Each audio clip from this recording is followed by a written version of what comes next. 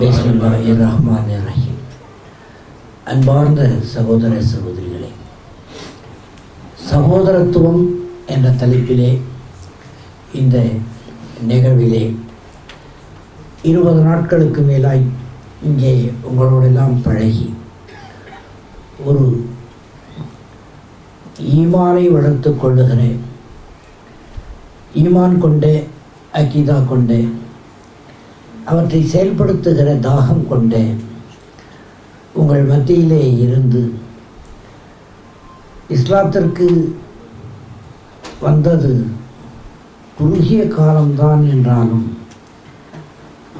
உங்கள் உறவு, உங்களுடைய நட்பு எனக்குள்ளே ஏற்படுத்தியிருக்கிற அந்த பாசத்தை வெளிப்படுத்த வார்த்தைகள் இல்லாதவனாய் தவிக்கிற நிலையில் சகோதரத்துவம் என்றே ஒரு தலைப்பையும் தந்து என்னை உரையாற்றச் செய்திருக்கிறீர்கள். இந்த நிலையில், இந்த நிகழ்வில் உங்களோட கருத்துக்களை பகிர்ந்து கொள்ள உதவி செய்கிற அல்லாஹ் தஆலாவின்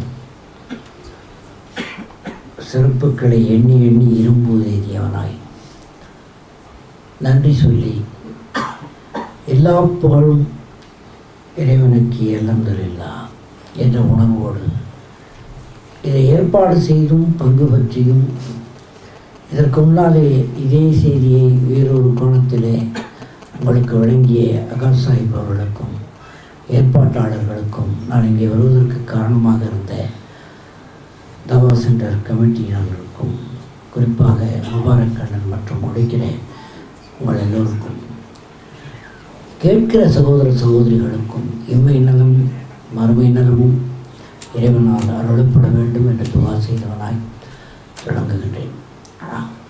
அருமை சகோதர சகோதரிகளே, ஒரு தழுதழுத்த நிலையில் இந்த கூட்டத்தில் நான் அமர்ந்து கொண்டிருக்கிறேன். ஏனென்றால் நாளை காலை இன்ஷா அல்லாஹ் நான் லண்டனை விட்டு போகிறேன், இந்தியாவுக்கு போகிறேன், அங்கிருந்து வீட்டுக்கு போகிறேன், பிறகு பல நாடுகளுக்கு போகிறேன் என்றெல்லாம் இருந்தாலும் லண்டனை விட்டு போகிறேன் என்பதை விட உங்களை விட்டு பிரிகிறேன் என்கிற மனச்சுமையோடு இங்கே நான் உட்கார்ந்து கொண்டிருக்கிறேன். பழகிய பழக்கம் குறுகிய நாட்களாக இருந்தாலும் உண்மையிலேயே கொஞ்சம் கூட பூச்சில்லாமல், ஒப்பனை இல்லாமல் சொல்லுகிறேன், சொந்த வீட்டுக்கு போகிறேன் என்ற உணர்வு எனக்கு இல்லை, வீட்டை விட்டு போகிறேன் என்கிற உணர்வோடு வெளியேறுகிற நிலை என் மனத்தில் இருக்கிறது. அதையும் கூட நான் குறிப்பிட்டேன், ஐ ஃபீல் ஹோம்லி. அகர் சாஹிப் அவருடைய கல்வியின் ஆழம் என்னை பிரமிக்கச் செய்வது போலவே அவருடைய அந்த சகோதரத்தன்மை என்னை அரவணைக்கிற அந்த தன்மை.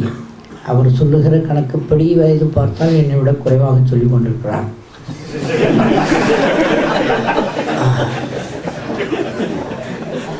இருந்தாலும் அவர் என் மீது காட்டுகிற அந்த பரிவும், அதாவது விரல்களை நீட்டாமலே என் கண்ணீரை துடைக்கிற அவருடைய ஆற்றல், உண்மையிலேயே நான் மெய்சிலிர்த்து சொல்லுகிறேன். இது போன்ற சகோதரர்கள் இருக்கும் வரை இவர்கள் அடிக்கடி துவா கேட்பதில் போலே என் பாதங்கள் இந்த தீனில் நிலைத்திருக்க வேண்டும் என்று நீங்கள் விரும்புகிறீர்களே.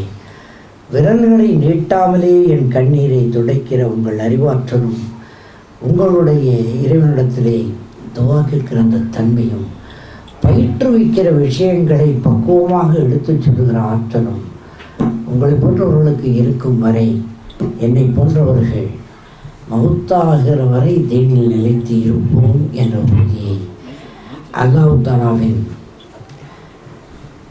அருள் ஆணையின் யாசிப்போடு வெளிப்படுத்துகிறேன். இங்கிருந்து எங்கே போவது என்ற கேள்விக்கே இடமில்லை. ஏனென்றால் நான் கூட ஒரு முறை சொன்னேன், இங்கிருந்து எங்கே போவீங்க என்று கேட்டார்கள் பேட்டியில். சொர்க்கத்துக்கு தான் என்று சொன்னேன். வேறு எங்கே போக முடியும்? ஏனென்றால் இறைவன் ஒருவரே என்பதையும், அந்த அகீதா தௌஹீத் என்று சொல்லுகிற ஏகத்துவம் தத்துவார்த்தமாக நான் படிக்கத் தொடங்கி மெல்ல மெல்ல அதில் நான் கரைந்தேன் என்பதுதான் உண்மை. சகோதரத்துவம் என்ற தலைப்பு தந்திருக்கிறார்கள். மூமின்களுக்குள்ளே சகோதரத்துவமா இல்லை மற்ற மக்களுக்கும் நமக்கும் சகோதரத்துவமா என்று இப்பொழுது கூட கேட்டேன். அவர்கள் தெளிவாக சொன்னார்கள், மூமின்களுக்குள் தான் சகோதரத்துவம். மற்றவர்களோடு சகோதரத்துவம் கொள்ளலாமா என்று கொஞ்சம் விரிவாக்கி கொள்ளலாம் இந்த தலைப்பை என்று பார்த்தால் விடுவதாக இல்லை. ஏனென்றால் மூமின்களுக்குள்ளே சகோதரத்துவம் கொஞ்சம் சஞ்சலப்படுகிறது. இங்கே இருக்கிற இதை நான் படித்து பார்த்து விட்டு இதை எங்காவது பதுக்கி விடலாமா என்று நான் நினைத்து கொண்டிருந்தால் அவர் இதை தந்து இதை வேறு ஃபோட்டோ காப்பி எடுத்து படிக்க. இதை படித்து முடித்த போதே நினைத்தேன், என்னவோ நடந்து கொண்டு இருக்கிறது. இவர்கள் சொன்னது போலே அந்த வசனத்தை நானும் பலர் சொல்லி கேள்விப்பட்டிருக்கிறேன். 73 பிரிவு இருக்கிறது, 73 பிரிவுகள் இருக்கிறது. அதில் எந்த ஒரே பிரிவு தான் சொர்க்கத்துக்கு போகிறது, அது எங்கள் பிரிவு தான் என்று எல்லோரும் சொல்ல நானும் கேட்டு நொந்து போயிருந்த நேரத்தில் ஐயாவர்களும் அதையே சொன்னார், சேக்கவர்களும் அதையே சொல்லுகிறார். இங்கேயும் இந்த பிரகடனம் அதைத்தான் குறிப்பிடுகிறது. எடுத்த எடுப்பில் சொல்லுகிறேன், ரொம்ப நீட்டிக்க வேண்டியதில்லை. சகோதரத்துவம் என்பது நமக்கு, அதுவும் மூமின்களுக்கு, இறைவனை ஏற்றுக்கொண்டவர்களுக்கு, ஒரே இறைவன் அல்லாதான் என்பதில் உறுதிப்பட்டவர்களுக்கு இயற்கையானது சகோதரத்துவம். It is there, innate, you are born with it. அதுவும் இஸ்லாம் ஏற்றுக்கொண்டவர்கள் புதிதாக தழுவி வந்தாலும் சரி, பிறப்பினாலே தழுவி இருந்தாலும் சரி, இஸ்லாத்தை ஏற்றுக்கொண்டால் அங்கே சகோதரத்துவம் இருந்துதான் ஆக வேண்டும். It's nature, by nature. வேப்பங்காய் கசக்கிறது என்றால் கேஸாக போட முடியும். அது மேலே இந்த பேரிச்சம்பழம் இனிக்கிறது என்றால் ஜாக்கிரதை, நான் ஒத்துக்க மாட்டேன்னு சொல்ல முடியுமா? பேரிச்சம்பழம் இனிப்பது எவ்வளவு இயற்கையோ, நம்முடைய வேப்பங்காய் கசப்பது எவ்வளவு இயற்கையோ, பேரிக்காய் துவர்ப்பது எவ்வளவு இயற்கையோ, அவ்வளவு இயற்கை மூமின்கள் சகோதரத்துவத்தோடு இயங்குவது. எங்கே கெட்டு போகிறது என்று பார்த்தால், இதற்குன்னு சில பேர் ரொம்ப முயற்சி எடுத்து என்னென்ன பேதங்கள் இந்த சகோதரர்களுக்குள் உண்டாக்கலாம் என்று சிந்தித்து ஆராய்ந்து அதை செயல்படுத்துவதை பற்றி திட்டங்களெல்லாம் வகுத்து அவற்றை சிந்தனைகளாக்கி சொற்களாக்கி செயல்களாக்கி இவ்வளவும் யார் செய்கிறார்கள் என்று பார்த்தால், அதுதான் நாம் அனைவரும் அறிந்த அந்த சைத்தானை விலை கொடுத்து வாங்கி பாக்கெட்டில் வச்சுக்கிட்டு இருக்கிறவங்க. எப்படியாவது சைத்தான் தொடர்பு அற்று போயிடக்கூடாதேன்னு ஆராய்ச்சி பண்ணிக்கிட்டு இருக்கிறவங்க. பாசகார மனுஷங்க யாரோ சில பேர் இதை ஒரு பெரிய வேலையாக எடுத்துக்கிட்டு, நான் சொல்வது தவறு இருந்தால் தயவு செய்து திருத்துங்கள். ஸ்டேட் போன்றவர்களுக்கு அந்த உரிமை இருக்கிறது. இந்த மூமின் சமூகத்தில் அவர்களை விரல் விட்டு எண்ணி விடலாம். இந்த பிரிக்கிற சக்தி இருக்குது பாருங்கள், இந்த மெஜாரிட்டியில் அது எங்கேயோ இருக்கும். ஆனால் அவர்களிடத்தில் பணம் இருக்கிறது, அவர்களிடத்தில் மீடியாக்கள் இருக்கின்றன, அவர்களிடத்தில் வெளிப்படுத்தி கொள்ளுகிற தன்மை இருக்கிறது. இந்த ஐயோப்பாவும் மூமின்கள் அதை பற்றி அறியாமலே கிடக்கிறார்கள் என்பதுதான் உண்மை. அங்கே என்னமோ நடக்குதுன்னு இன்றைக்கி கூட ஒரு செய்தி வந்திருக்கிறது, பல லட்சம் பேர் ஒரு இடத்திலே கூடியிருக்கிறார்கள் என்று செய்தி போட்டுவிட்டு, அந்த செய்தியை பற்றி நான் விசாரித்தேன். அங்கேருந்து என்கிட்ட பேசினாங்க, என்னப்பா நல்ல கூட்டமானு யதார்த்தமாக கேட்டேன். நான் அதோட நான் கட் பண்ணிட்டேன். ஏன்னா அங்கே சைத்தான் வந்து நிற்கிறான்னு எனக்கு தெரிஞ்சு போச்சு. எதை கேட்டாலும் அதற்குள்ளே ஒரு வளைவு நெளிவு சுழிவு உண்டாக்கி கொண்டிருப்பது சிலரின் வேலையாக, மிகச்சிலரின் வேலையாக இருக்கிறதே தவிர சகோதர முஸ்லிம்களுக்குள்ளே சகோதரத்துவம் இயல்பாய் இருக்கிறது, இயல்பாய் இருக்கிறது, இயல்பாய் இருக்கிறது. அந்த இயல்பை கெடுப்பதற்கு யாரோ சில பேர் சைத்தான் கம்பெனி பிரைவேட் லிமிடெட் முயற்சி செய்தால் அதை எதிர்கொள்ளுகிற சக்தி அல்லாஹ்விடமிருந்து பெற்றுக்கொள்ள வேண்டிய கடப்பாடு நமக்கு இருக்கிறது. நான் மீண்டும் மீண்டும் செக்கு மாட்டை போலே சுற்றி சுற்றி இந்த செய்தியை சொல்ல விரும்புகிறேன். இயற்கையாய் மூமின்களுக்குள் சகோதரத்துவம் இருக்கிறது. அதை ரொம்ப கண்டுபிடித்து இமாம்கள் பக்கம் போகிறவர்கள், தாரிக்கு வழிபாடு செய்கிறவர்கள், அவர்கள் இவர்கள் என்று பெரிய பெரிய ஆராய்ச்சியெல்லாம் செய்து பார்த்தா கடைசியாக உள்ளே போய் பார்த்தா சகோதரர்கள், அதாவது மாமன் மச்சான் எல்லாம் ஒரு வீட்டுக்குள்ளேயே இருக்கிறான்.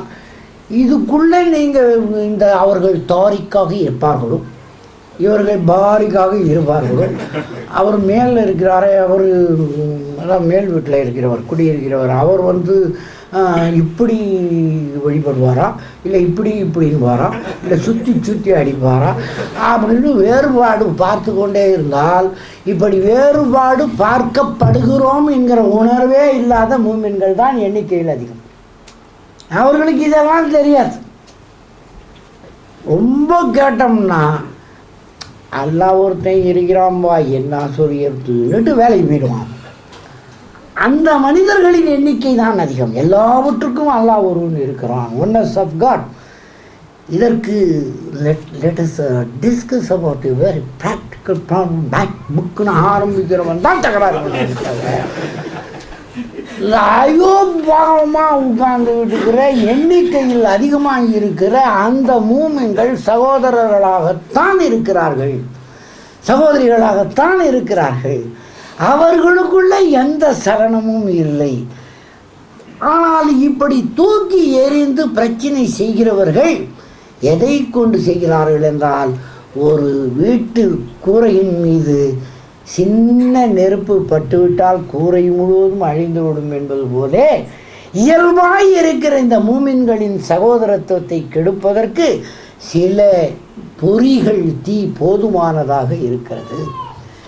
சரி, அதற்கு என்ன பண்ணுறது, தீப்பட்டால் என்ன பண்ணுறதுன்னு ஒருத்தர் கேட்டார் எங்கள் ஊரில். அது ஒரு நகைச்சுவை போல இருக்கும், இருந்தாலும் பொறுத்து கொள்ளுங்க. என் கூரையில் தீ விழுந்து விட்டது, தீப்பொறி விழுந்து விட்டது, என்ன செய்வதுன்னு கேட்டார் ஒருத்தர்.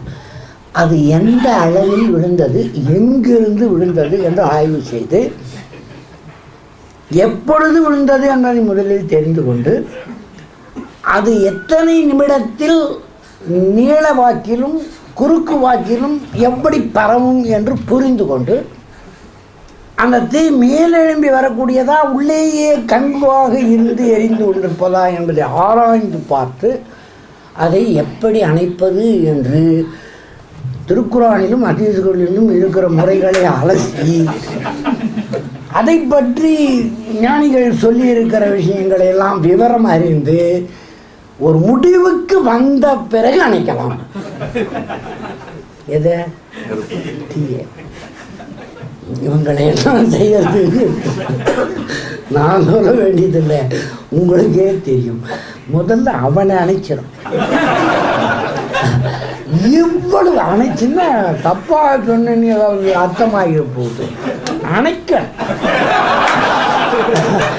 அவனையும் சகோதரனா அணைக்கணுங்கிற அர்த்தத்தில் இப்படி ஆராய்ச்சி பண்ணிக்கிட்டு இருக்கீங்க.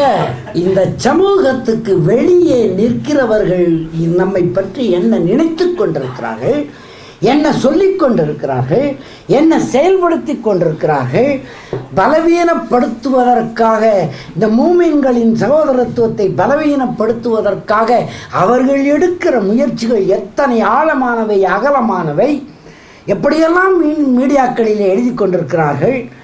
நீங்கள் கேள்விப்பட்டிருப்பீர்கள், ஒரு செருப்பு தயாரிக்கிற கம்பெனி அல்லாஹ் என்றும் முகமது என்றும் கால் வைக்கிற இடத்துல எழுதி செருப்பை தயாரித்து வெளியிட்டு கொண்டிருக்கிறான். என்ன எதிர்ப்பு வருகிறது என்று பார்க்கிறான். இது எதற்காக செய்கிறான்? இதில் யாராவது கொதித்து போய் ஏதாவது ஒன்று செய்துவிட்டால் அதையே வைத்து அந்த நாட்டில் முஸ்லிம்கள் யாரும் இல்லாத மாதிரி செய்துவிட எத்தனித்த விஷயம்தானே இது. அந்த பகுதியிலே இருக்கக்கூடாது என்பதற்கு செய்தது தான். இதுக்கு எல்லாருக்குமே கோபம் வரும் தானே. மினார் கட்டக்கூடாது என்று சொல்லி கொண்டிருந்த விஷயம் வேறு, அவனையே கட்டி கொண்டிருக்கிறான். இப்போ நான் தான் உலகத்திலேயே பெரிய மினார் கட்ட போகிறேன்னு சொல்லிட்டு இருக்கிறான். அதுக்கான முயற்சி எடுத்துக்கொண்டிருக்கிறான். இது அல்லாஹ் தஆலா இந்த அற்புதங்களை நிகழ்த்தி கொண்டே இருக்கிறான் என்பது வேறு விஷயம். ஆனால் வெறுப்பு ஏற்றுவதற்கு, இந்த மக்களை தூண்டி விடுவதற்கு, சகோதரத்துவத்தை சிதைத்து விடுவதற்கு, இவர்களை பற்றி இழித்தும் பழித்தும் பேச வெளியவே ஏகப்பட்ட கூட்டம் இருக்கும்போது அவர்களை எதிர்கொள்கிற மிகப்பெரிய சக்திகளாய் இணைய வேண்டிய சகோதரத்துவத்தை முன்னெடுத்து வைக்காமல் அவர் அனஃபி, இவர் சாயிபி, அனபி வீட்டில் சாயிபி டீ குடிக்கக்கூடாது, அதுவும் பிளெயின் டீ கட்டாயமாக குடிக்கக்கூடாது அப்படின்னு இவ்வளோ பெருசாக அவர் அனவி எல்லாம் அவங்க அது இவங்க இது மத்தபுகளை எல்லாம் ஏற்றுக்கக்கூடாதுன்னு சொல்கிறதுக்கு முன்னால் சரி ஏற்றுக்கிட்டவங்க என்ன தப்பு பண்ணிட்டாங்க, அவர்கள் சிற்க வைத்து விட்டார்களா என்று பாருங்கள். ஆம் என்றால் அவர்களை திருத்த முயற்சி செய்யுங்கள். திருத்துவது தானே ஒரு கடப்பாடாக இருக்க முடியும். ஏனென்றால் நீங்கள் அறியாதது ஒன்றுமில்லை, அல்லாஹ் தஆலாவே பல படித்தரங்களில் உயிரினங்களையும் படைத்திருக்கிறான், மனித குலத்தையும் படைத்திருக்கிறான். ஒரே மாதிரி படைத்து விடவில்லை. நான் மதியம் சொன்னதை மறுபடியும் சொல்ல ஆசைப்படுகிறேன். நிறைய பேர் இருக்கிறதுனால எங்கள் ஊரில் எல்லாம் சொல்லுவாங்க சாதாரணமாக 5 பேரிலும் ஒன்றா இருக்குதா பாய். யார் இந்த உருது பேசும் முஸ்லீம்கள் கேட்பாங்க, 5 பேரிலும் ஒன்றா இருக்குதா பாய். ஒன்றா இல்லை, ஒன்றா இல்லை.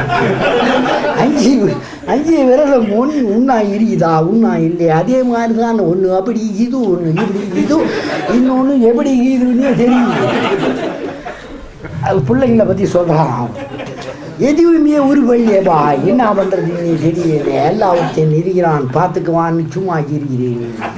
அல்லாஹ் ஒருத்தன் இருக்கிறான்னு அவருக்கே தெரியுது. யாருக்கு? ஒன்றா இருக்கிறான்னு சொல்லவருக்கு. ஒன்றா இருக்கிறான்னு கூட சொல்ல தெரியலை, ஆனால் ஒன்றா இருக்கிறான்னு தெரியுது. கவனிங்கள், நான் வேடிக்கை மாதிரி சொல்லிட்டு பிழை இருந்தால் திருத்துங்கள் தயவு செய்து. ஒன்றா இருக்கிறான்னு சொல்கிறது ஒன்றா இருக்கிறான்றாங்க. அப்படி சொல்கிறவர் கூட அவருக்கு மொழி தெரியவில்லை, பேச்சு பழக்கம் இல்லை, பண்பாக பேச தெரியவில்லை என்றெல்லாம் 1000 குற்றச்சாட்டு சொன்னாலும் அல்லாஹ்வுத்தையும் இருக்கிறாம்பா என்றதில் யார் மாறிவிட்டார்கள்? ரசூலுல்லாஹ்வை ஏற்றுக்கொள்ள மாட்டேன் என்று யார் சொன்னார்கள்? இந்த 2 கண்டிஷன் மட்டும் வைத்துக்கொண்டு அதற்கு பிறகு இருக்கிற தவறுகளைத்தான் சொன்னேன். 5 பேரிலும் உண்ணா இருக்கிறாபா, இன்னும் உண்ணா இல்லை தான். ஆனால் 2 பேரும் 2 கையிலையும் உண்ணா இருக்குதா இல்லையா பாருங்கள். நீங்கள் இந்த 5 விரலும் இந்த 5 விரலுக்கு பேரலாக இருக்குதா இல்லையா? இந்த அளவில் வித்தியாசம் இருக்காது. அப்படித்தான் அது வேற கை, இது வேற கையாக இருந்தாலும் நம்ம கை தானே. இது அனபி கை, இது சாயிபி கை, அது மாலிம் கைன்னு மாற்றி மாற்றி சொல்லிக்கிட்டு இதுக்குள்ளே சண்டை போட்டுக்கிட்டு இருந்தா என்றைக்கு சகோதரத்துவத்தை நிலைநாட்டப் போகிறோம்? மீண்டும் சொல்லுகிறேன் எச்சரிக்கையாக, வெளியே நம்மை பலவீனமாக கருதுகிறார்கள். பலமாக நாம் இருக்கிறோம் என்று தெரிந்துவிட்டால் பலவீனப்படுத்த முயற்சி செய்கிறார்கள். அதற்கு அவர்களுடைய அறிவும் ஆற்றலும் பணமும் செல்வமும் எல்லாம் செலவழிக்கப்படுகின்றன. ஒரு பக்கம் யூதர்கள் முழு நேர வேலை. யூதன் எப்பொழுது தூங்குவான்? முஸ்லீம் மரணித்தால் தான் தூங்குவான் என்று ஒரு பழமொழி சொல்லிக் கொண்டிருக்கிறார்கள். இதை நம்மில் யார் கேள்விப்பட்டிருக்கிறீர்களா இல்லையா என்று தெரியவில்லை. நல்ல நிம்மதியாய் எப்பொழுது ஒரு ராபி தூங்குவார் என்று ஒரு கேள்வி அவர்களே எழுப்பிக் கொள்வது. அதற்கு பழமொழி போலே பதில் சொல்லுகிறார்கள். ஒரு யூதன் எப்பொழுது, அதாவது ராபி எப்பொழுது நல்லா நிம்மதியாக தூங்குவார்னா ஒரு முஸ்லீம் இறந்த போது தான் என்று பாலஸ்தீன பகுதியிலே பழமொழி எழுதி வைத்திருக்கிறார்கள் என்பதை பெரியவர்கள் அறிந்திருப்பீர்கள். எல்லாருக்கும் தெரிகிறதோ தெரியலையோ. இந்த காழ்ப்பு உணர்ச்சியை எப்படி எதிர்கொள்ளப் போகிறீர்கள்? நம்முடைய பலம் என்பது எதில் இருக்கிறது? சகோதரத்துவத்தில் இருக்கிறது. குறை கண்டு கொண்டே இருப்பது, ஃபால்ட் ஃபைண்டிங் என்பது, கொஞ்சம் அதிகப்படியாக பேசிவிடுவேனோ என்ற அச்சத்தோടെ பேசுகிறேன். அது ஒரு மனச்சிதைவு நோய். ஃபால்ட் ஃபைண்டிங் என்பது ஒரு மனச்சிதைவு நோய். எந்த சகோதரருக்கும் மூமின்களுக்கு அது வந்துவிடக்கூடாது என்று அல்லாஹ்வை நான் பிரார்த்திக்கிறேன்.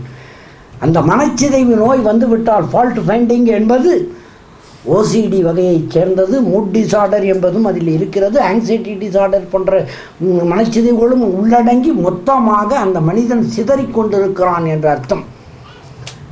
எதை பார்த்தாலும் குறை கண்டுபிடிப்பது. சில வீடுகளில் நீங்கள் பார்ப்பீர்கள், மனைவிமார்கள் கணவன் மீது எதை செய்தாலும் எதை சொன்னாலும் ஏதாவது அதில் குறை வந்து விடுகிறதா என்று வாத்தியார் வேலை பார்ப்பாங்க.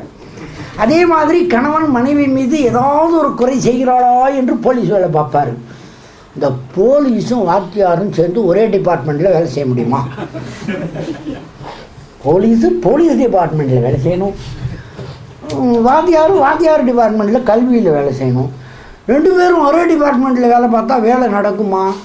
கணவனும் மனைவியும் போலீஸாகவும் வாத்தியாராகவும் இருக்கவே கூடாது. வாத்தியார்னு நான் குறிப்பிட்டதுக்கு என்ன அர்த்தம்? இது பூரா எழுதி இருந்தால் எல்லாத்தையும் வாத்தியார் படிக்கவே மாட்டார்.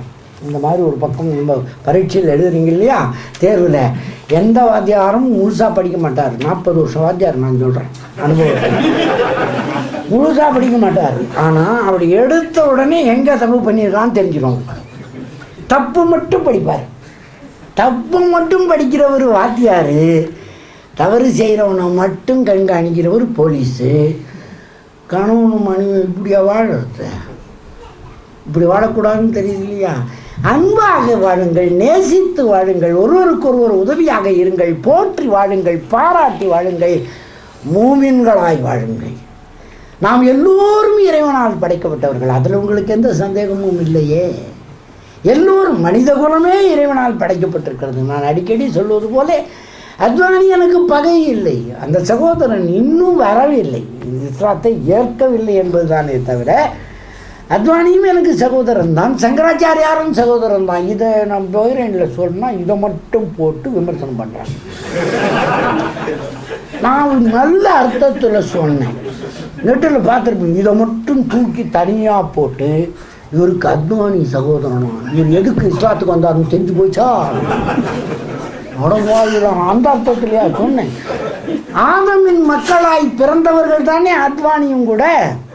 மஸ்ஜிதை இடித்தவர்கள் 2 பேர் இப்பொழுது அந்த பல்பீர் சிங்கும் யோகேந்தர் சிங்கும் இப்பொழுது உமராகவும் இன்னொரு அப்துல்லாவாகவும் அமீராகவும் இங்கே இருக்கிறார்களே. மஸ்ஜிதை கட்டி கொண்டிருக்கிறேன் என்று இருக்கிறார்களே. புதுவைய மஸ்ஜிதுகள் 100 கட்டப் போகிறோம் என்று 25 கட்டி முடிச்சிட்டாங்களே. அந்த சகோதரர்கள் இடித்தவனே இறங்கிட்டான். இடிக்க சொன்னவன் இஸ்லாத்துக்கு வர்றதுக்கு எவ்வளோ நேரம் ஆகும்னு சொன்னேன். தப்பா இல்லை? இதுக்கு என்னைய பிடிச்சிக்கிட்டு அந்த 2 வரியும் போட்டு பார்த்தீங்களா இவர் யாருன்னு தெரிஞ்சு போச்சாங்கிறாங்க. அந்த அர்த்தத்துலையா நான் சொன்னேன்? ஆதமின் மக்கள் தானே எல்லோரும். இப்போ ஸ்ரீலங்கா முஸ்லீம்ஸு இருக்கிறீர்கள். உங்களை கேட்டால் எங்கேருந்து எந்த ஊர் நீங்கன்னு கேட்டால் ஸ்ரீலங்கான்னு சொல்கிறீங்க. இன்னும் கொஞ்சம் அழுத்தி ஸ்ரீலங்காவில் எங்கன்னா நீர்கொழும்புன்றார் ஒருத்தர், இன்னொருத்தர் அந்த பக்கம் கண்டிங்கிறாரு. ஆனால் நீங்கள் கண்டியாக இருங்க, கண்டிக்காமல் இருங்க. முஸ்லீமா இல்லையா? எப்படி பார்த்தாலும் எல்லாரும் சகோதரர்கள் தானே. அந்த உணர்வை சிதறடிக்க விட்டு விடாதீர்கள் எந்த காரணத்தை கொண்டும். பிராந்தியமெல்லாம் ஒன்றா இருக்கலாம், வேறாக இருக்கலாம், எப்படி வேண்டாம் இருக்கலாம். ஆனால் நம்மெல்லாம் ஸ்ரீலங்கா முஸ்லீம்ஸ், இவங்கெல்லாம் தமிழ்நாட்டு முஸ்லீம்ஸ். அந்த தமிழ்நாட்டு முஸ்லீமிலேயே அவங்கெல்லாம் சுன்னத் ஜமாத் முஸ்லீம், இவர்களெல்லாம் தௌஹீத் ஜமாத் முஸ்லீம். அந்த தௌஹீத் ஜமாத்திலேயே அந்த தௌஹீத்து, இந்த தௌஹீத்து, அதிலேயே தௌஹீத்திலேயே இல்லாத தௌஹீத்து, இப்படியே போய்கொண்டிருந்தால், மீண்டும் சொல்லுகிறேன், வெளியே இருக்கிறவர்கள், அதாவது இஸ்லாத்தை ஏற்காதவர்கள், யூதர்கள் ஒரு பக்கம், வேதக்காரர்கள் ஒரு பக்கம், இந்து சமயத்தினர் ஒரு பக்கம், எல்லோரும் கழுகுகள் பிணம் விழுமா என்று காத்திருப்பது போல் காத்திருக்கிறார்கள் இஸ்லாமியர்களை எதிர்நோக்கி. இவர்கள் வீழ்ச்சி அடைய வேண்டும் என்று சிந்தித்து கொண்டிருக்கிறார்கள், அதையே பேசிக்கொண்டிருக்கிறார்கள். இஸ்லாம் சேனலில் இப்பொழுது அப்துல்லாவுடைய பேச்சை ஒளிபரப்ப வேண்டும் என்று கேட்டால் நேரம் இல்லை என்று சொல்லிவிட்டார்கள். அதுக்கு கேமரா இல்லை, அது இல்லைன்னு. ஆனால் இஸ்லாமுக்கு எதிரான சேனலுக்கு நிறைய நேரம் இருக்கிறது, அவர்களுக்கு வசதி இருக்கிறது. ஒரு இடத்திலிருந்து இன்னொரு இடத்திற்கு செய்தியை கொண்டு போவதற்கு அவர்களுக்கு நிறைய வழிமுறைகள் இருக்கின்றன. இவ்வளவு இருக்கிறவர்களை எதிர்கொள்வதற்கு நமக்குள் இருக்க வேண்டிய பலம் எது? மனத்தில் ஏகத்துவத்தை ஏற்றுக்கொண்டவர்களாய் நீங்கள் ஒவ்வொருவரும், சகோதரரும் சகோதரியும் வாழ்ந்தாக வேண்டும். ஏகத்துவத்தை முழுமையாய் மனத்தில் ஏற்றுக்கொண்டேன், இதில் பிறந்து விட்டேன் என்பதனால் அல்ல. ஏகத்துவம்தான் நம்முடைய நெறி, நம்முடைய வாழ்க்கை, நம்முடைய இன்பம், நம்முடைய செயல்பாடு எல்லாம் ஏகத்துவம். ஏகத்துவத்தை தவிர வேறு எது நமக்கு? ஏகத்துவம் மட்டும் இல்லை என்றால் நாம் எதற்கு மூமின்களாக இருக்க முடியுமா? நம்மாலே ஏகத்துவம் தானே நம்மை மூமின்களாக்கியது. ஏகத்துவம் என் மனத்தில் இருக்கிறது, ஐயா மனத்திலே இருக்கிறது, முபாரக் மனத்திலே இருக்கிறது. குடும்பத்திற்குள்ளே பாருங்கள், மனைவியின் மனத்திலும் ஏகத்துவம், கணவன் மனைவியிலும் ஏகத்துவம். உங்களுக்குள்ளே பேதம் வருவதற்கு வாய்ப்புண்டா? ஏன்னா 2 பேரும் ஏகத்துவத்திலே இருக்கிறீர்கள். இப்படி மூமின்கள் எல்லோரும் ஏகத்துவத்தை ஏற்றுக்கொண்டவர்கள், அதில் எந்த சந்தேகமும் இல்லை. வெளியே சில சடங்காச்சாரங்களிலே, முறைகளிலே, வழிமுறைகளிலே தவறு செய்கிறார்கள் என்றால் கூப்பிட்டு நீ ஏகத்துவத்தை ஏற்றுக்கொண்டாயா, ஏற்றுக்கொண்டும் இப்படி செய்யலாமா சகோதரா என்று கேட்பதுதான் சரியான வழியாக இருக்குமே தவிர, அவர் இப்படி செய்து விட்டார், அவர் இதிலேயே இல்லை அப்படின்னு பத்துவா கொடுத்துட்டா எப்படி ஒரே அடியா அவசரமா? குடும்பத்திற்குள்ளேயும் ஏகத்துவத்தை ஏற்றால் உங்களுக்குள் ஒற்றுமை வருகிறது. பிள்ளைகளுக்கும் தந்தை தாய்க்கும் உறவு பலப்பட வேண்டும் என்றால் ஏகத்துவத்தின் நிழலில் நின்று பாருங்கள், உங்களுக்கு அந்த பலம் வரும். ஏகத்துவத்தை ஏற்றுக்கொள்ளுங்கள். அதற்கு பிறகு ஏகத்துவம் விரித்துரைக்கப்படுவதுதான் திருக்குரான். ஏகத்துவம் விரித்துரைக்கப்படுவதுதான் பெருமானார் வாழ்க்கை நடைமுறை இங்கு படுத்தப்பட்டது. ஏகத்துவம் விளக்கி உரைக்கப்பட்டதுதான் ஹதீசுகள். அதற்கு பிறகு வந்த பல அறிஞர்களும் அதே வேலையைத்தான் செய்து கொண்டிருக்கிறார்கள், அகர் சாஹிப் போன்றவர்கள். இப்படி எல்லோரும் சேர்ந்து செய்வது என்னன்னு பார்த்தீங்கன்னா ஏகத்துவம்தான். இந்த ஏகத்துவத்தில் இதை ஏற்றுக்கொண்டவர்கள், ஏகத்துவ நிழலில் நிற்கிறவர்கள் பாதுகாப்பு பெற்றவர்களாக இருக்கிறோம். கொஞ்சம் வழி தவறுகள் போல எங்காவது சின்ன சின்ன ஷிர்க்குகள், முறைகள், தவறுகள் இருந்தால் அன்போடு சொல்லுவதற்கு நமக்கு உரிமை இருக்கிறதே தவிர ஆத்திரப்படுவதற்கும் அவர்களை விலக்கி வைப்பதற்கும் நமக்கு என்ன வழிமுறை இருக்கிறது? அகமதியா போன்றவர்கள் ஒரே அடியாய் தாவி விட்டார்கள் என்பதனாலே அவர்களை விலக்கி விடலாம். 19ங்கிறவங்க புது புது நபிகளை பிரசவித்துக் கொண்டிருக்கிறார்கள் என்பதனாலே அவர்களை தள்ளி வைத்து விடலாம். ஆனால் மற்றவர்கள் எல்லோரும் ஏகத்துவத்தின் நிழலில் நிற்கிறீர்களா இல்லையா? இந்த கேள்வியை எழுப்பிக் கொள்ளுங்கள்.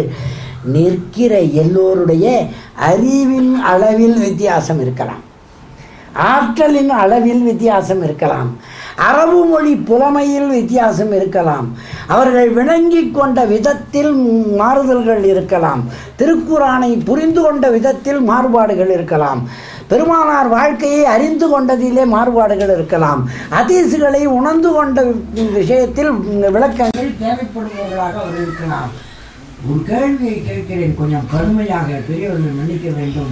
இப்படி முடியாதவராய் இருக்கிறவர், தெரியாதவராய் இருக்கிறவர், கண் பார்வை கொஞ்சம் குறைவாக இருக்கிறவர் ரோட்டை கிராஸ் பண்ணும்போது கையை பிடிச்சி கூப்பிட்டு போவீங்களா? கண்ணு தெரியாதவங்களாம் ஏடா ரோடு எது முறை என்று யோசிச்சு பாருங்களேன். நீங்கள் எனக்கு கண்ணு தெரியலதான், மங்களா தெரியுது. சென்னை தோசை கடைக்கு போனான்னு போய் வசந்து கொண்டு போயிட்டேன் அப்படின்னு வச்சுக்கிற வழி தெரியல. உடனே வழி விட்டு தெரியாம என்னடா நல்லது வழி உணர்வு நல்லதா இல்லைன்னா கையை பிடிச்சி சின்ன பக்கம் இல்லை தம்பி, அந்த பக்கம் போ, கார் வருது கொஞ்சம் இருந்து கையை பிடிச்சி கூப்பிட்டு போகிறது நல்லதா ஐயா? மீண்டும் சொல்லுகிறேன், சரியாக ஏகத்துவத்தை ஏற்றுக்கொண்டவர் தான் மூமின், ஏகத்துவத்தை ஏற்றுக்கொண்டவர் தான் முஸ்லிம், ஏகத்துவத்தை ஏற்றுக்கொண்ட பிறகுதான் அவர் தீனில் நிலைக்கிறார். ஏகத்துவத்தை ஏற்றுக்கொண்டது மட்டுமல்லாமல் ரசூலுல்லாவையும் ஏற்றுக்கொண்டதாக கலிமா சொல்லித்தான் ஒரு முஸ்லிம் ஆகிறார். எல்லாம் முடிந்த பிறகு அவர் செய்கிற பணிகளிலே, சிந்திக்கிற சிந்தனைகளிலே, அறிந்தவற்றிலே, அந்த ஆழத்திலே சில குறைபாடுகள் இருக்குமானால் அவற்றை கற்றுக் கொடுப்பதும் வழிகாட்டுவதும் சரியா, குற்றம் சாட்டுவது சரியா என்று முடிவெடுத்துக் கொள்ளுங்கள். கற்றுக் கொடுப்பது சரியா, குற்றம் சாட்டுவது சரியா? கற்றுக் கொடுப்பது தான் சரி. ஏனென்றால் உங்களுக்கே புரிய வேண்டும், வெளியே இருக்கிறவன் குற்றம் சாட்டி கொண்டு இருக்கிறான். அதற்காகத்தான் வேதக்காரர்கள் ஒரு செய்தியை சொந்த செய்தியாக சொல்கிறேன் என்று அடிக்கடி வந்துடுது, வேணான்னா கூட. எனக்கு வேலை போயிடுச்சு கலிஃபோர்னியாவில் இன்னைக்கு காலையில். வர வேணாம்னு அறிவிச்சிட்டாங்க. இப்போ கூட இலியாஸ் பாய் கேட்டார், எப்போ இதுக்கு போவீங்க? நான் மனசுக்குள்ளே நினச்சிக்கிட்டேன், இனிமேல் ஏன் போகிறேன் அப்படின்னு முடிவே செய்துட்டாங்க. ஏன்னா என்னை கிறிஸ்தவத்துக்கு வர சொல்லி கட்டாயப்படுத்தி கொண்டிருந்தார்கள். நான் இப்படி வந்ததுலேருந்து கோபமாக இருக்கிறார்கள், வேணான்னு சொல்லிட்டாங்க. அதுக்காக நான் வருத்தப்பட்டு ஐயோ வேலைக்கு போய்விட்டதே என்று வேலையில்லா திண்டாட்டத்தின் காரணமாக இதை சொன்னேன்னு தப்பாக நினச்சிக்காதீங்க. அதை எதிர்த்து கூட நான் பேச முடியாத நிலையில் இருக்கிறேன். ஏன்னா அவன் கொடுத்ததே சும்மா போனால் போகுதுன்னு விசிட்டிங் ப்ரொஃபஸராக கொடுத்துருக்கான் ரிட்டையர் ஆன பிறகு. இப்போ நம்ம ஏதாவது எதிர்த்து கேட்டால் இதுக்காக என்னையாண்டா நீக்கினேன்னு நான் கேட்க போனால் நல்லா கேட்பான். உங்கள் ஊர்லேயே வேணான்னு சொன்னானே, அப்போ கேட்டியா? ரிட்டையர் பண்ணிட்டாங்கல்ல, ஏதோ போனால் போதும் கொடுத்தோம், இப்போ கொடுக்க மாட்டோம் போட அப்படின்னு சொல்லுவான். ஆனால் எதற்கு போயிற்று என்று எனக்கும் தெரியும், நீங்களும் உணரலாம்.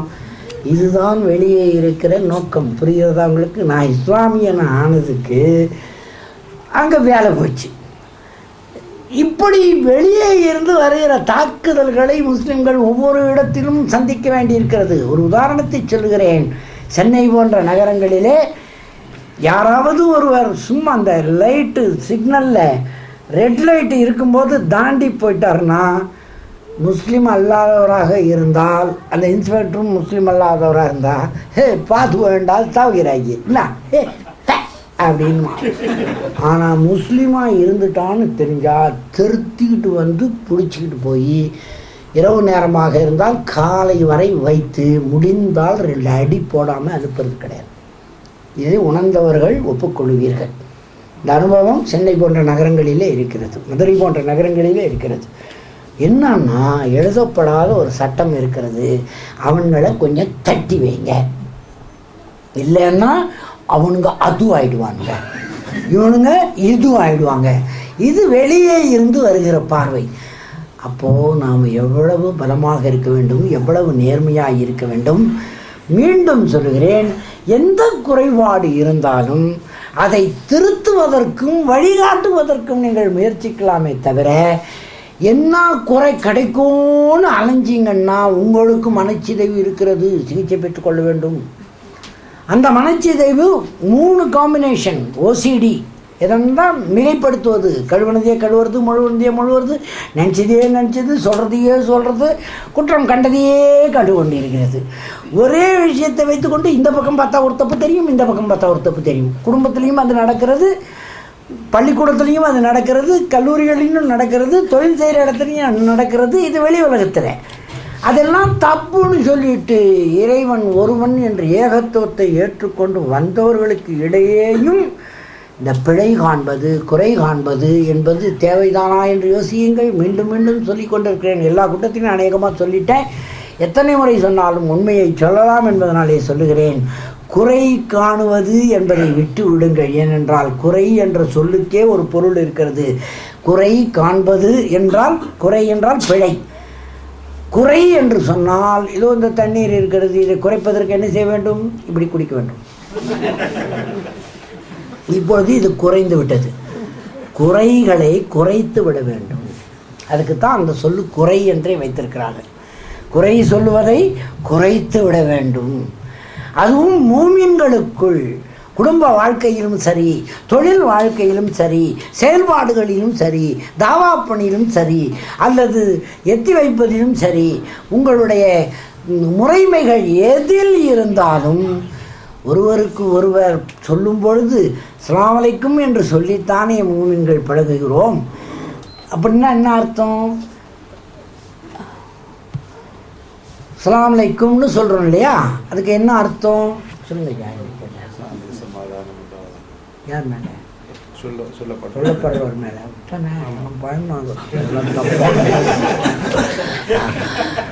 நல்லா கவனிங்க. அஸ்ஸலாமு அலைக்கும்னு சொல்கிறோம் அன்வரை பார்த்து. அன்வரை பார்த்து நான் அஸ்ஸலாமு அலைக்கும்னு சொல்கிறேன், அவரும் அலைக்கும் அஸ்ஸலாம்ன்றாரு. அஸ்ஸலாமு அலைக்கும்னு நான் சொல்லும்போது என்ன பொருளில் சொல்கிறோம், என்ன பொருள் அதுக்கு, அதுதான் ஐயாவை கேட்டுக்கிட்டேன். ஏன்னா நான் தப்பாக மாற்றி சொல்லக்கூடாதுல்ல.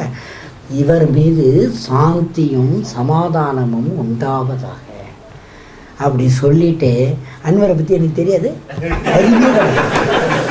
புத்தியா கிடையாது, சிற்கு சாந்தியும் சமாதானமும் எப்படிங்க உண்டாகும்? முதல்ல சொல்கிறீங்க யாரை பார்த்தாலும் முஸ்லீம் அஸ்லாம் அலைக்கும் சொல்லிட்டு அறிவே இருக்குதா அவனுக்கு, புத்தி இருக்குதா அவனுக்குன்னா எப்படிங்க சாந்தியும் சமாதானமும் உண்டாகும்? குறை சொல்லி கொண்டு இருந்தால் சாந்தியும் சமாதானமும் எப்படி உண்டாகும்? அவன் மனத்தில் சாந்தியும் சமாதானமும் உண்டாக வேண்டும் என்றால் உன் மனத்தில் அவன் மீது குறை சொல்லுகிற நிலை முற்றாக அழிந்து போக வேண்டும். அதுக்கு பேர் தான் சகோதரத்துவம். உண்மைதானே நான் சொல்றது? எங்கே சகோதரத்துவம் என்பது வீட்டிற்குள் தொடங்க வேண்டும். நான் அடிக்கடி சொல்லுவது போலே, பிள்ளையை பார்த்தால் அவன் தப்பு பண்ணுறது மட்டும்தான் நமக்கு தெரியுதுன்னா என்ன அர்த்தம்? சகோதரத்துவம் வளருமா? நம்ம பெற்ற பிள்ளை குறையே தெரியுதுன்னா என்ன அர்த்தம்? குறை ஏன் தெரிகிறதுன்னு உங்களுக்கு தெரியுதா? குழந்தை யார் என்றே உங்களுக்கு புரியலை. நீங்கள் நினச்சிக்கிட்டு இருக்கிறீங்க they have come from you, தந்தையிடமிருந்தும் தாயிடமிருந்தும் அவர்கள் வந்ததாக நீங்கள் நினைத்து கொண்டிருப்பதாக நம்பப்படுவதாக கருதப்படுகிறது. ஆனால் உண்மையிலே குழந்தை உங்களிடமிருந்து வரவில்லை, இறைவன் படைத்து கொடுத்திருக்கிறான். உங்கள் மூலமாக நீ வெறும் ஃப்ரிட்ஜு தான் உள்ளே வச்சு எடுத்துருக்குறாங்க. ஃப்ரிட்ஜு ரொம்ப சொல்ல முடியுமா? இன்னைக்கு குழம்பு நல்லா இருக்கிறதுக்கு காரணம் யார் தெரியுமில்ல? நாங்கள் தான். கத்திரிக்காயே சொல்ல மாட்டேங்குது, வெண்டைக்காயே சொல்ல மாட்டேங்குது, அந்த தக்காளியே சொல்ல மாட்டேங்குது. இன்னைக்கு ஆணம் நல்லா இருந்ததுக்கு யார் காரணம் தெரியுமா? அதுவே சொல்லலை. மீன் சொல்ல மாட்டேங்குது நானும் நல்லா இருந்ததுக்கு நான் தான் காரணம்னு. ஆனால் ஃப்ரிட்ஜு சொல்லுது நான் தான் காரணம்னு. பிள்ளையை இறைவன் படைத்திருக்கிறான், உங்கள் மூலம் அனுப்பியிருக்கிறான், அவ்வளவுதானே. ஆனால் நம் மூலம் வந்ததற்காகவே அந்த பிள்ளையை எவ்வளவு தாளிக்க முடியுமோ அவ்வளவு தாளிச்சுடுறதா? அன்பு காட்டுங்கள். ஏகத்துவத்தை ஏற்றுக்கொண்டவர்கள் அன்பால் மட்டும் நிரம்பியவர்களாய் இருக்கட்டும், ஏனென்றால் அதுதான் அல்லாஹ்வின் வழி. ஆத்திரத்தால் நிறைந்தவர்களாய் இருந்து விடாதீர்கள், உறுதியாக இருங்கள். சிலது தவறு என்பதை நீங்கள் கட்டாயமாக தவறு என்பதை சுட்டி காட்டித்தான் ஆக வேண்டும். அதில் ஒன்றும் தவறு இல்லை. தவறு என்று சொன்னாலே தவறி விடுவது தானே. ஒன்று விழுந்து விடுகிறது கீழேன்னா தவறி விழுவது தானே. வேணும்னே எவனாவது இப்போ இந்த வாட்ச் இருக்குது, இது தவறி விழுந்துடும், சரியாக கட்டாமல் விட்டுட்டா தவறி விழுந்துடும். என்னைக்காவது நான் முட்டாள்தனமாக வாட்சை எடுத்து எனக்கு வாட்ச் தேவை கீழே போடுவேனா? பொறுமதியான பொருளை யாரும் வீணாக கீழே விட மாட்டார்கள், தவறி விழுந்தால்தான் உண்டு. ஏகத்துவத்தில் தவறு இழைத்து விடுகிறவர்கள் யாராக இருந்தாலும் தவறி விழுந்திருக்குமே தவிர வேண்டுமென்று எந்த மூமினும் செய்ய மாட்டார். அவர்களுக்கு எடுத்து உரைத்து திருத்தவும் தூக்கி நிறுத்தவும் வழிகடந்து போகும் பொழுது அவர்களை நேர்வழிக்கு திருப்பவும் முயற்சிப்பவர்கள்தான் சகோதரத்தை நிலைநாட்ட முடியும். இது குடும்பத்தில் நிலைநாட்டுங்கள், குழந்தைகளிடம் நிலைநாட்டுங்கள், உற்றார் உறவினரிடம் நிலைநாட்டுங்கள், மொத்த மூமின் சமூகத்திலும் நிலைநாட்டுங்கள். தௌஹீத் என்பது ஜமாத்தாக இருப்பதை பற்றி நாங்கள் விவாதித்த பிறகு நான் முதல்ல வேடிக்கையாக பேசிக்கொண்டிருந்தேன். இவங்களோடெல்லாம் பழகின பிறகு ரொம்ப சீரியஸாகவே நான் நினைக்கிறேன், உம்மத்தே தௌஹீத் உண்டாக்கப்பட வேண்டும் என்று விரும்புகிறேன். ஏகத்துவத்துக்கான சமூகமாக இந்த சமூகம் இருக்க வேண்டும். அல்லாஹ் தஆலா உதவி புரிந்தால், அவன் ஆணையிட்டால் இதை நோக்கி இந்த சமூகத்தை எடுத்துச் செல்வதற்கு ஒரு சிறு துணை உதவியாக, ஒரு சிறு துரும்பாகவாவது என் வாழ்நாளை நான் கழிக்க வேண்டும் என்று விரும்புகிறேன். இந்த உம்மத்தே தௌஹீத்தாக ஏகத்துவத்தை ஏற்ற சமூகமாக இந்த சமூகத்தை ஆக்கியே தீர வேண்டும். அதற்கு என்னாலே ஒரு சிறு துரும்பளவிற்காவது பணியாற்ற முடியும் என்றால் நிச்சயம் பணியாற்றுவேன். இங்கே வரவேற்பளித்து இந்த நாட்டில் என்னை பராமரித்து சகோதரர்களாய் இருந்து நீங்கள் எனக்கு காட்டிய அன்புக்கும் உதவிக்கும் உறவுக்கும் நன்றி தெரிவிக்க வெறும் வார்த்தைகளாலே தெரிவிக்க முடியாதவனாய் உங்கள் உறவுகளை எல்லாம் உணர்வுகளாய் சுமந்து செல்ல இருக்கிற இந்த தருணத்தில் உங்களிடமிருந்து விடைபெறுகிறேன். நன்றி தெரிவிக்கிறேன். இப்படி இதையெல்லாம் அற்புதமாக ஆக்கி வைத்த அல்லாஹ் தஆலாவுக்கு எல்லா புகழையும் சூட்டி நினைவு கூர்ந்து உங்களிடமிருந்து விடைபெறுகிறேன். அஸ்ஸலாமு அலைக்கும்.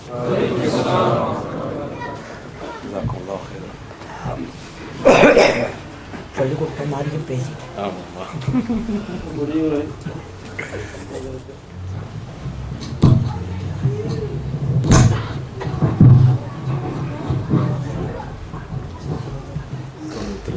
அஸ்ஸலாமு அலைக்கும் வரஹ்மத்துல்லாஹி வபரகாத்துஹு. கண்ணியமிக்க அல்லாஹ் ஜல்லுடைய நல்லடியார்களே, அல்லாஹ் தஆலாவின் அளப்பெரும் கருணையின் காரணமாக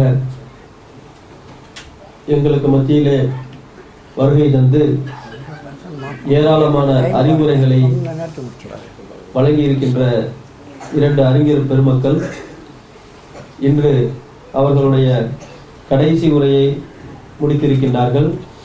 இந்த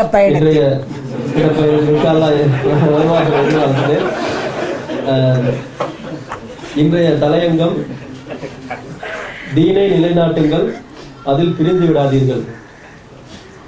நாங்கள் எல்லோரும் சகோதரர்கள், மூமின்கள். அல் முஸ்லிமு அகுல் முஸ்லிம், முஸ்லிம் என்பவர் மற்றொரு முஸ்லிமுக்கு சகோதரராக இருக்கிறார் என்ற அந்த தத்துவத்தை அல்லாஹ் தஆலாவுடைய வேதத்திலிருந்தும் நபி ஸல்லல்லாஹு அலைஹி வஸல்லம் அந்த பொன்மொழிகளிலிருந்தும் நமக்கு எடுத்துக் கூறியிருக்கிறார்கள். ஷேக் அகார் முகமது நலிமி அவர்கள் எங்களுக்கு, அதாவது நான் ஒரு காலத்தில் நினைத்ததுண்டு, அதாவது சிலர்கள் ஷேக் அவர்களை பற்றி சொல்வார்கள், அவர்களிடத்தில் ஏதாவது ஒரு கேள்வியை கேட்டால் சுற்றி வளைத்துக் கொண்டு பதில் சொல்வார்கள் என்று நான் அப்படித்தான் ஒரு காலத்தில் நினைத்துக் கொண்டிருந்தேன். ஆனால் அவர்கள் ஏன் அந்த மாதிரி தெளிவான முறையிலே பதில் சொல்கிறார்கள் சொன்னால், சமூகத்தை பிளவுபடுத்தி விடக்கூடாது, அவர்களை பிரித்து விடக்கூடாது, அவர்களை ஒற்றுமையோடு இயங்க செய்ய வேண்டும் என்ற அந்த ஒரு ஆழமான அந்த அறிவின் காரணமாகத்தான் அவர்கள் அந்த மாதிரி இருக்கிறார்கள் என்ற உண்மையை நீண்ட நாட்களுக்கு பின்பு நான் அவர்களுடைய பாடங்களிலே, அந்த பாடங்களிலே அமர்ந்த ஒரு மாணவன் என்ற வகையிலும் நான் அதை புரிந்து கொண்டிருக்கின்றேன். நிச்சயமாக அல்லாஹு தஆலா அவருடைய அருள்மறையிலே நிறைய இடங்களிலே இந்த ஒற்றுமையை பற்றி பேசுகின்றான். அதைத்தான் அவர்களுடைய தலையங்கமாக இன்றைய தினத்திலே எங்களுக்கு சுட்டி காண்பித்திருக்கின்றார்கள்.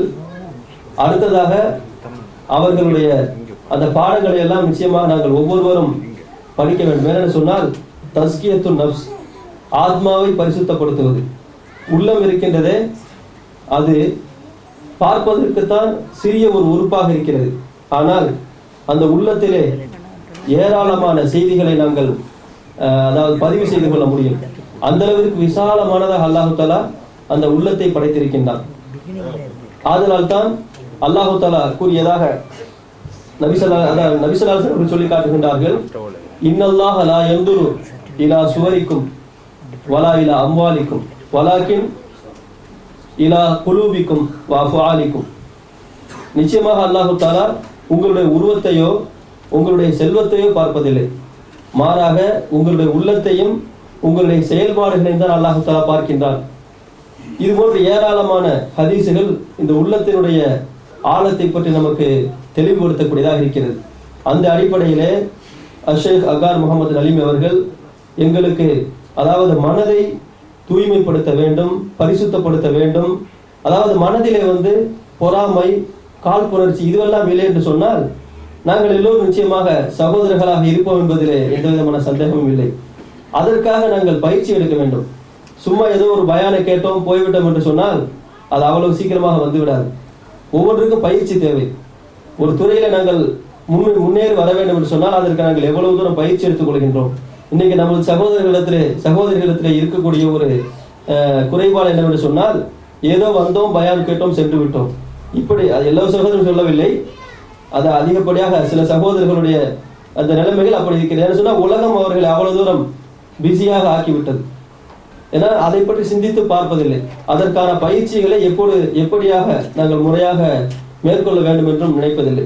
நிச்சயமாக பயிற்சி எடுத்தால்தான் அது எங்களிலே அந்த செயல்பாடு வரும் என்பதில் எந்த சந்தேகம் இல்லை.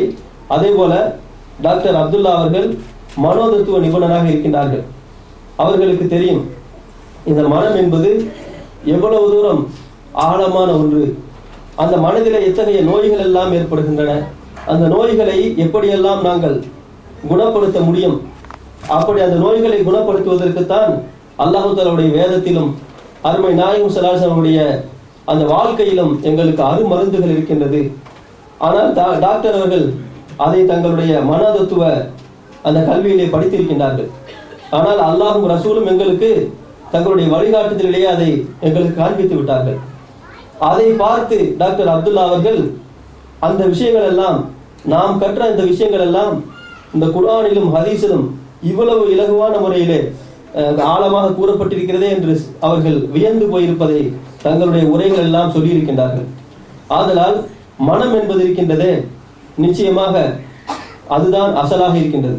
நபி ஸல்லல்லாஹு அலைஹி வஸல்லம் சொன்னார்கள், இன்னஃபில் ஜஸதி முதுகத்தன் இதா ஸலஹத் ஸலஹல் ஜஸது குல்லுஹு வ இதா ஃபஸதத் ஃபஸதல் ஜஸது குல்லுஹு அலா வஹியல் கல்ப்.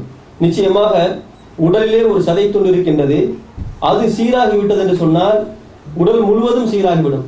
அது சீர்கெட்டு விட்டது என்று சொன்னால் உடல் முழுவதும் சீர்கெட்டுவிடும் என்று சொன்னால் நாங்கள் பார்த்துக் கொள்ள வேண்டும். இந்த உடம்புக்கு பிரதானமாக மனம்தான் இருக்கின்றது.